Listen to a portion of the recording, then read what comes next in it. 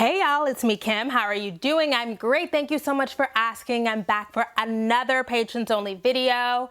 It's been a minute, like, I don't know, a little bit over a week. And I actually recorded another video that I was gonna post, but I was sitting down and editing it and I was like, girl, are you really gonna pretend like this video isn't boring as hell? It was so boring and my thoughts were just all over the place. It just wasn't entertaining to me. And if I'm not into it, then y'all definitely aren't gonna be into it because I love listening to myself. So I had to think like, okay, so should I just push this out just to push something out? Or should I be real with myself and say that this sucks? And then I remembered something that I remember Beyonce saying, and then I read somebody elsewhere say it, and it's like, you cannot be afraid to let subpar work go. Like sometimes you just have to say, no, we're just gonna have to start over. So I don't know, I recorded, I don't know, an hour on that and it ain't never gonna be seen because it just was shitty. It wasn't good. I wasn't prepared to do it. But I'm here and I have quite a few topics that we're gonna discuss because it's been about a week. This is gonna be an extra long video with lots of different topics. The first thing, I'm just gonna say the first things that are on my mind and then I'll go to the things that I've written down. The first thing is, y'all, I love to hear viewpoints from interesting or influential people that I disagree with. I do, and I seek them out because I wanna know who is influencing the discussion, you know, so that I can craft my arguments and so that I can understand better why I believe what I believe and what I would hypothetically say to them if we were ever to sit down. But that don't mean that I want to sit down and debate every single person who disagrees with me. I have experienced this a couple of times over the past week and a half, I think because of that abortion video. I'm so glad that you're sharing my thoughts with people. I am so glad that you guys are having interesting, thoughtful conversations. It's totally okay for people to disagree with me. I don't take offense to that at all. A few times it's happened where I've been out in the world and somebody will recognize me because girl, I ain't nobody. But people will recognize me and say, well, I don't always agree with everything you say, but I love the way you say it, or I love your vocabulary, or you're so thoughtful. That does not offend me at all. But it is unreasonable to think that I want to debate every single person who doesn't agree with me. 3 times. Literally, people have DM'd me on Instagram or Twitter and said, I really want to have a conversation with you about this. Why? For what? And it's not that I think I'm too good. I don't, right? I just don't have time to be debating every single person who disagrees. It's like today, and God love you if you are a patron. God love you, and I appreciate y'all for discussing it. But somebody says, my friend disagrees with you, and I think it would be good for y'all to have a conversation. I don't know her. I don't know you, and I don't know her. So what we gonna talk about? It's okay, we can just disagree and leave it at that. Am I tripping? Am I tripping? It seems to me completely unreasonable that you would expect me to say, I'ma sit down and go back and forth with your friend who she's not even the one who watches me. You sent her my video and she sent you her responses to my video, and now you want me and this person I don't even know, who is not even a fan, doesn't even watch the videos, you want me and her to hash it out? That don't make sense to me. It doesn't make sense, but okay, please tell me, am I tripping? Is that weird, or I just was like, okay, we're taking it a bit far, okay? Let's not get the wrong idea. I'm not out here just debating just to do it. I do it with people that I have a rapport with, people who I know, my friends, my family, if there's an existing relationship, or like I said, influential people. Well, I mean, I haven't done it, but I would be open to it for work reasons, not for pleasure reasons. I would do it. But just anybody? Guys, that's, look, I always say we need to be mindful of the fact that we don't get to be on this planet forever. So I'm not going to use up my years just debating with people who disagree. It's okay to disagree. It's fine. It's okay. That's the first thing that's on the top of my mind. The second thing that's on the top of my mind is I don't want stands. I don't. I am so grateful to be able to do this. It blows my mind that people really enjoy this. You just enjoy me talking about my very strongly held opinions, and me talking about being an introvert. You see yourself in that, or me talking about how I failed out of college and then went back and graduated. That is just the biggest compliment in the world. But it does freak me out when people say, oh, I'm a stan. And I know that that's probably, it's hypocritical because I stan a lot of people. But it freaks me out because I kind of feel like my mission is to just share my thoughts and share my opinions and do it thoughtfully. Like, I feel like I'm in the business of presenting ideas. And I feel like that's a fundamentally different thing from being an entertainer. Hopefully I am entertaining, but foundationally, I want to read and write and make content that's super thoughtful that nobody else is doing, and have interesting conversations and present new ideas. Like, that's what I want to do. I'm not looking for Barbs. Okay. I'm not looking for a Navy. It does freak me out, but I am so, I'm grateful. I'm grateful for the support. I'm just grateful for everything, that is the foundation of my life, because I don't know, people are out here, they're still coal miners, there's still people, getting black lung, digging up coal to feed their families. You know what I'm saying? So the idea of ever complaining about this, come on now. My grandparents were sharecroppers, y'all. I'm gonna sit here and complain about doing this? No. Now, I'm still not gonna debate your friend, okay? That's not what I'm gonna do. But I'm super thankful and grateful for anybody who has invested any time in me. I don't want stands. I don't want stand energy. I want us to be able to, I want to be able to be critiqued. And, I'm not always right. And I'm gonna make mistakes. I'm certainly super fallible. I reject stan culture. So if you say I stan you and what you really mean is I'm a really big fan and I love your work and I support you, I'm with it. But if you say stan and mean, you have Barb energy or beehive energy, then I'm not for it, okay? But I appreciate you. I do. Okay, so the next thing that I'm gonna do is we're just gonna record until the battery dies.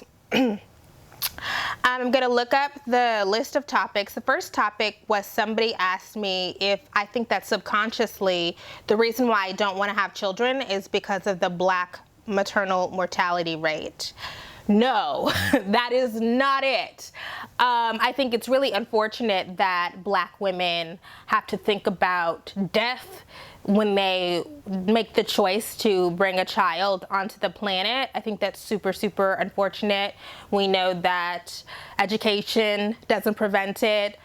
Wealth doesn't prevent it. However, that is not the reason why I don't want to have kids. Being pregnant looks awful, number one. It looks terrible. But okay, that's one thing, right? That's a hump that you can get over if you want a baby, right? Lots of people do it. Giving birth looks horrible. Another hump that you can get over. But having a child also looks horrible to me. That's not a hump that you can overcome, okay? And primarily, I don't want to have a child. First of all, let me just say, I used to, in my younger days, kind of parrot. They are kind of, I want to say white feminist, but it's not necessarily that. They're kind of like an anti-natalist. Is that what it's called? I think that's what it's called. Like feminists who were like against motherhood and thought motherhood was a waste of time. I used to kind of be into that scene a little bit. But now I'm out of that because mothering is such critical work, okay? Mothering is how we get humans who are well-rounded, well-adjusted, not assholes. Bell Hooks says mothers are our first teachers, and sorry for this to be so gendered, but in patriarchy, women do still do the bulk of parenting. And it is such a sacrifice, and it's so much work. I commend any great mother. The thing is, I don't know if this is controversial or not, but I don't think most people are great mothers. And if I was just thinking about this the other day, not to be offensive, but I don't think most people are great parents. I think a lot of people are good, you're making it, you're getting by, and maybe for some of that, it's not your fault. It has nothing to do with you. You don't have the opportunity to be a great parent because you're trying to work and, you know, you're trying to balance, you know.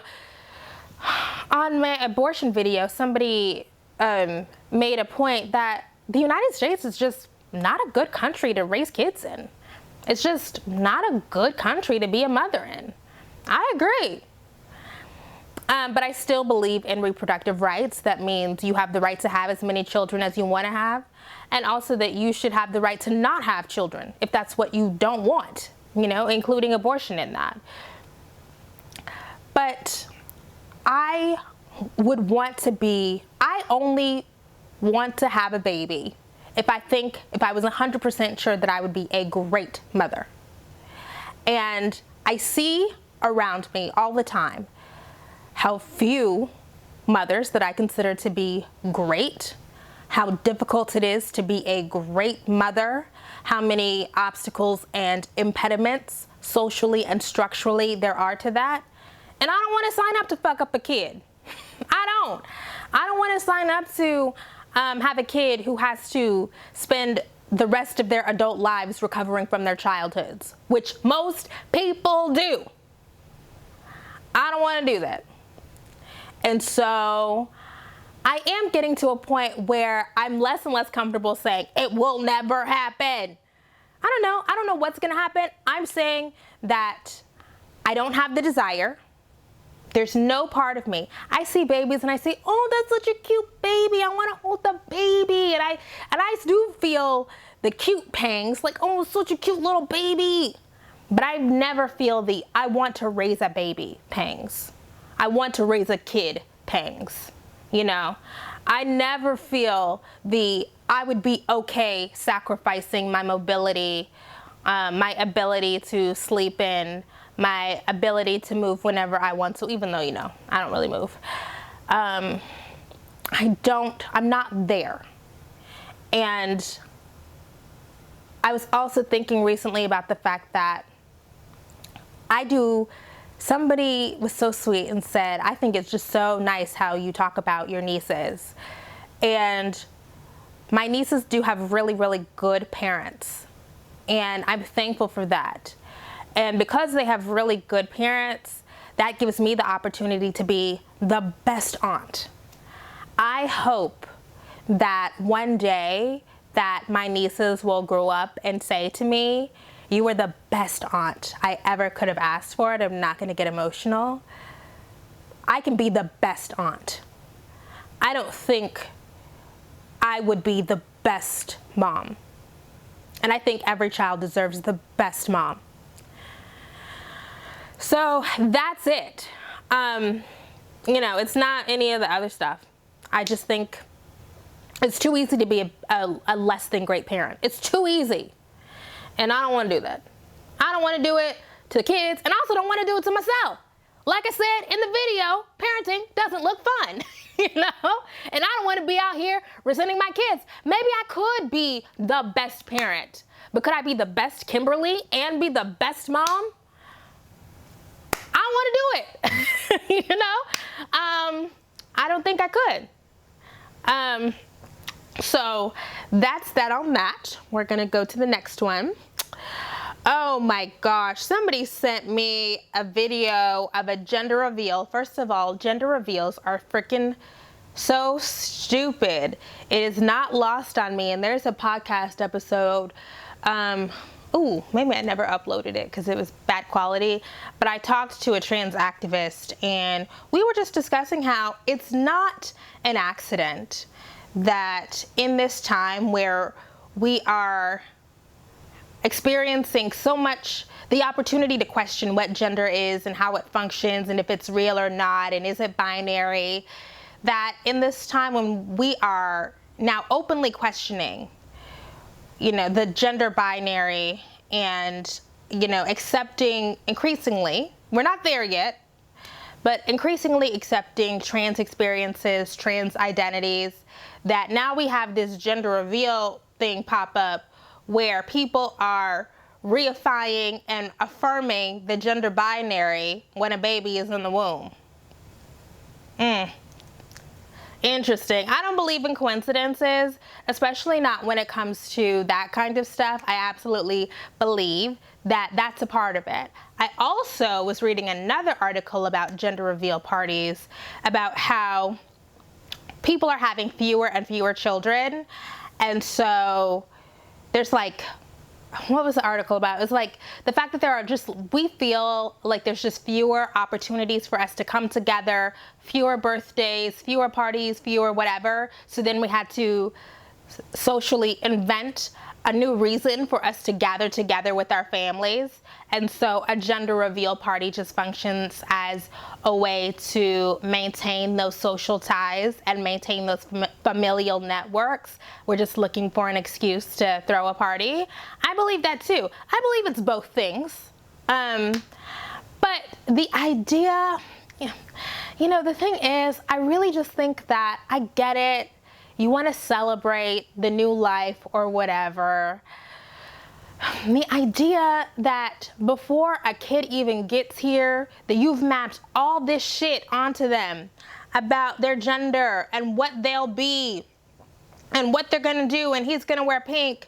No, he's gonna wear blue, and she's gonna wear pink and do ballet, and he's gonna play football. And it's like, ooh, how many stories of heartbreak, of internal turmoil and torment do we have to hear from folks before we say, oh, maybe we should wait, maybe we should wait before we plan out a whole child's future, I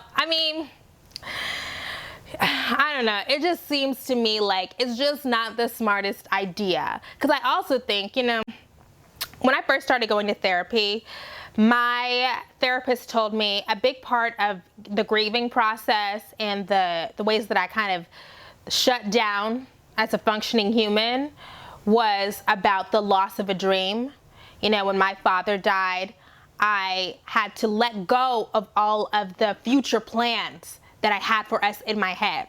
I had to let go of the idea that he would be at my college graduation, let go of the idea that we would go fishing, let go of the idea that if I had a wedding, he would be there.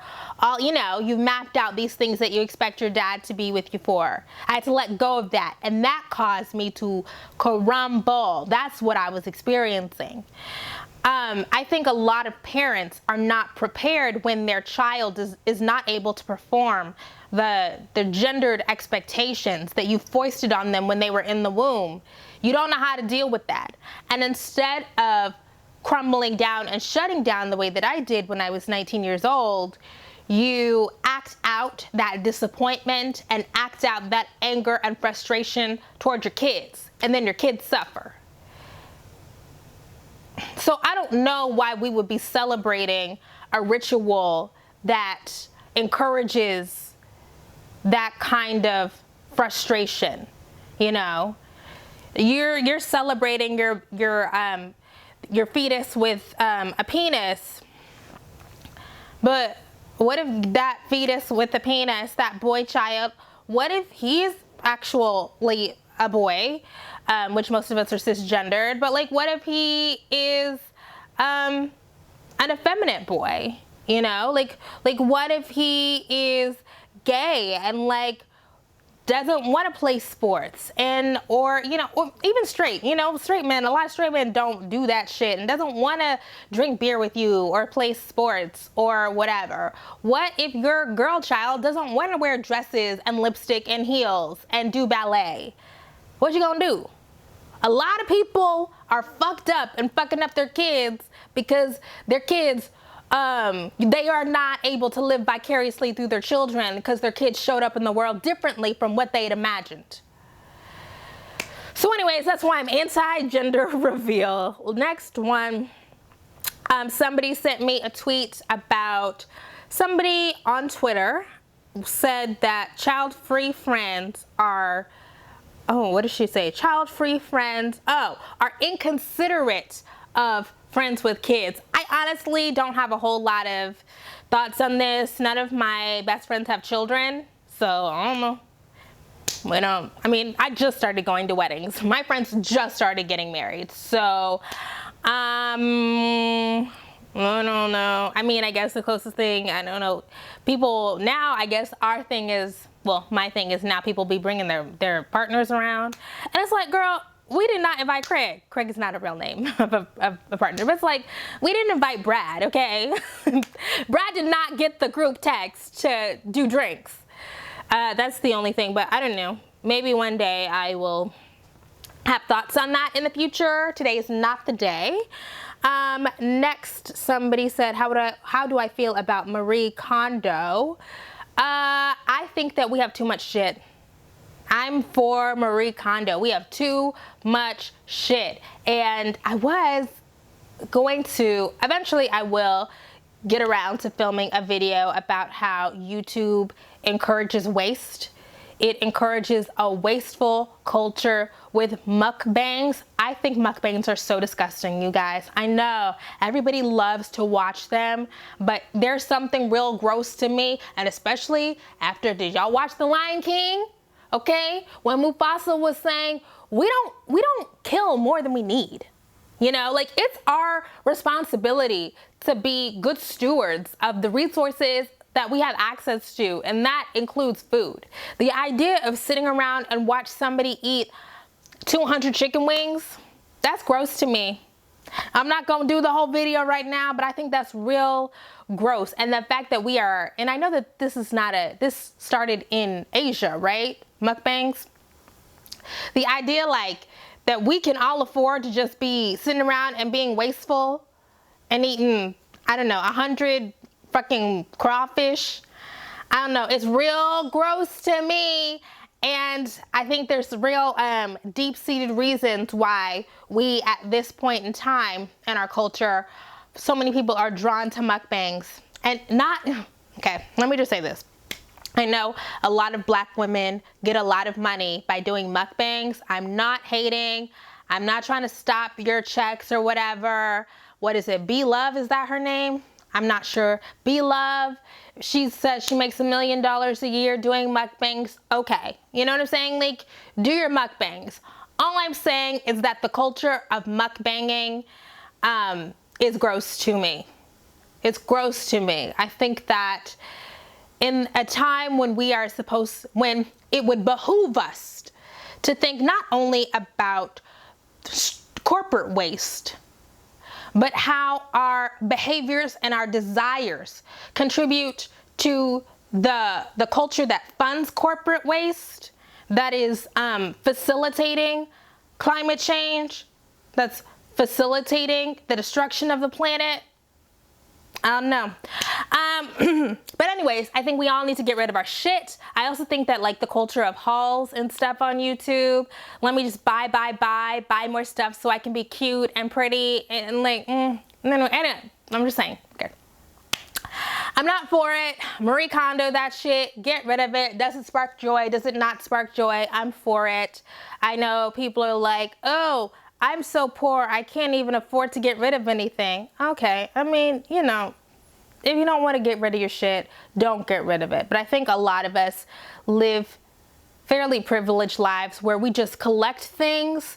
We're collecting things to telegraph our status. Things make us feel good. I know for me, things make me feel good. And that's unhealthy as fuck. So I'm pro Marie Kondo. The last thing is somebody wrote about, there's been an influx of black men on my Chris Brown video saying, black men can't have preferences. Y'all want tall men and dark-skinned men and men with money, but now we can't have preferences. We can like white women. Like, you guys, there's so many comments under that video from black men saying, oh, now what's wrong with me liking silky hair? Despite the fact that he has a head of kinky coily hair on his head. What's wrong with me liking straight hair? What's wrong with me liking dark skin? A man with Wesley Snipes' complexion. Writing that under that video. Okay, nigga. Honestly, at this point, it's like whatever you like. That video is not even for men. Somebody said, oh, you're trying to shame men into not having preferences. Do whatever you want. First of all, it doesn't even matter to me because I'm not fucking with y'all anyway. These are not men that I would ever want. So what you want does not affect me. It don't. Ultimately. So it doesn't matter to me. Do whatever you want. I make videos primarily for women and primarily for black women. I'm so glad. I know a bunch of y'all are not black women, but I come from a black woman's perspective, and I'm glad that I'm able to delve deeply into black women's experiences. So if you feel convicted that I said that y'all try to get up the white man's ladder by getting in bed with the white woman, sorry. I mean, you know, and I'm not mad that you don't want to date a woman with dark skin and a big nose and kinky hair. I'm not mad. You know why? Because I would never swipe right on you on Tinder. It's swipe right or swipe left. Anyways, we would never connect on Bumble, okay? I would never send you a message. So people always try to personalize it. No, sir. I don't care what you do. It's not about you. Let women talk amongst ourselves. Go away. Anyways, that's all I have to say about that, I think. Thank you guys so much for being patrons. I'm in New York next week. I will crank out some content, and including a Euphoria review featuring a Gen Zer. Is that what they're called? A black woman from Gen Z and I are going to talk about Euphoria. So stay tuned.